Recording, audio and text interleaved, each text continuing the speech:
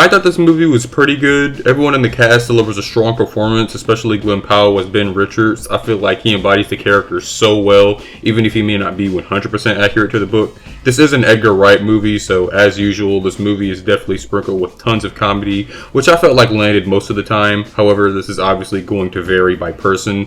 I do appreciate that this film took steps to try and be more accurate to the 1987 version.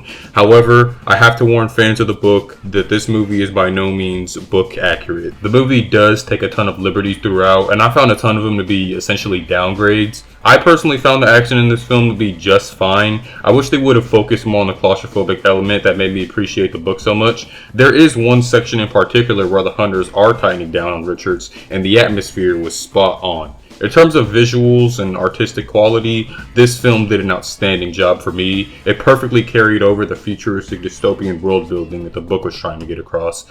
My main negative for this film is that it felt too cartoony for me.